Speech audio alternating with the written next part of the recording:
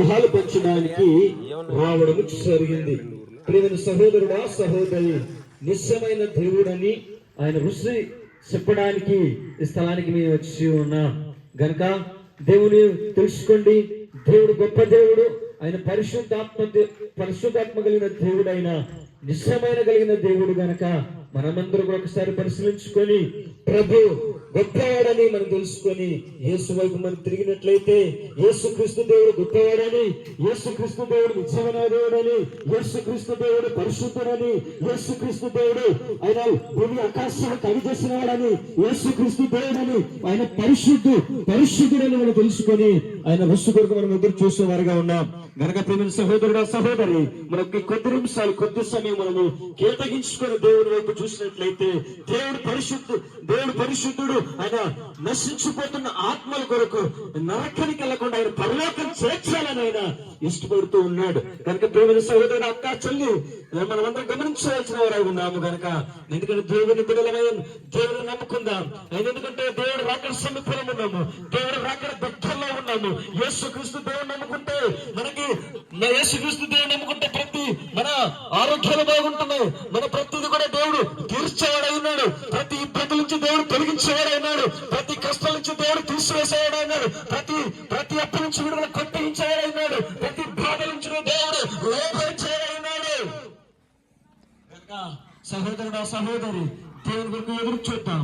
దేవుని కొరకు మనం దేవుని సన్నిధికి వెళ్దాము, మోకరించి ప్రార్థన చేసుకుందాము. ఎందుకంటే దేవుని సన్నిధికి వెళ్తే మనకి మన హృదయాలు మారుస్తాయి. ఎందుకంటే మా తల మార్చడం కాదు, నీ క్రియలు మార్చడం కాదు. ఎందుకంటే దేవుడు పరిశుద్ధుడని నీ ఎదుట మేము పిలుస్తూ ఉన్నాము. కానీ సహోదరుడు, సహోదరుడు, ఈ కొద్ది నిమిషాలు మీరు ఒకసారి గమనించండి. దేవుని మాటల మీద ఉందాము.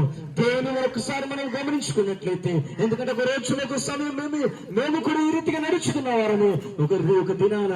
ఎందుకంటే దేవుడు అని మేము ఏళ్ళని చేసిన వారమే, దేవుని కొరకు మేము ఎన్నో ఏళ్ళని చేసిన వారమే కనుక.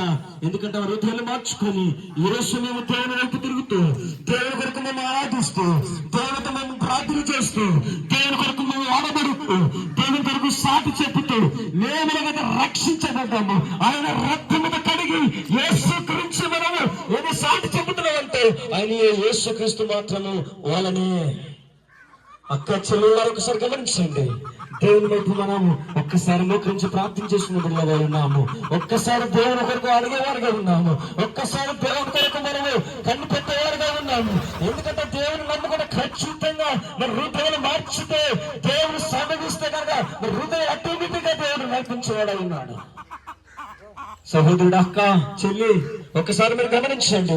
మీరు ఎక్కడైనా కానీ హృదయం మారుస్తూ దేవునికి ఒకసారి సాటి చెప్తూ దేవుని హృదయం ఉంచుకుంటూ దేవుడు ఖచ్చితంగా మీ పరిస్థితులు మార్చడం కోసం ఉంటుంది. మీ హృదయాన్ని మార్చండి. నీ యొక్క ఎందుకంటే దేవుని కొరకు ఎంతైతే మనం దేవుని హృదయం ఇస్తున్నాము, దేవునికి ఎంతైతే మనం మెర్రపెడుతూ, దేవుని ఎంతైతే మనం ఆరాధిస్తూ ఖచ్చితంగా మన హృదయాలు ఒక్కసారి ప్రభు ఒక్కసారి ఇచ్చుకుందామా? దేవుడు ఖచ్చితంగా మన పరిస్థితులు మార్చేవాడు ఉన్నాడు. మన ఇబ్బందులు దేవుడు తొలగించేవాడు ఉన్నాడు. ప్రతిది కూడా దేవుడు అన్నాడు కదా, నశించిపోతున్న ఆత్మల కొరకు ఈ లోకానికి నేను వచ్చానని బైబిల్ గ్రంథం చెప్తూ ఉంది. సహోదరుడా, సహోదరి, ఒక్కసారి హృదయం ఒక్కసారి, అక్క, చెల్లి, అన్న, తమ్ముడు, అందరూ కూడా ఒకసారి గమనించండి. సహోదరుడా, ఈ మౌతులేంటి, ఈ జ్వరమేంటి అని మీరు గమనిస్తున్నారా?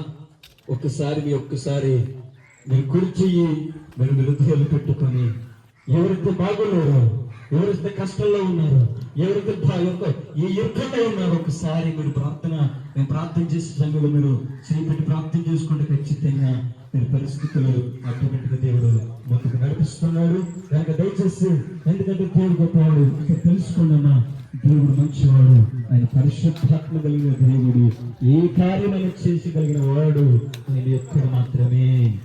అందుకనే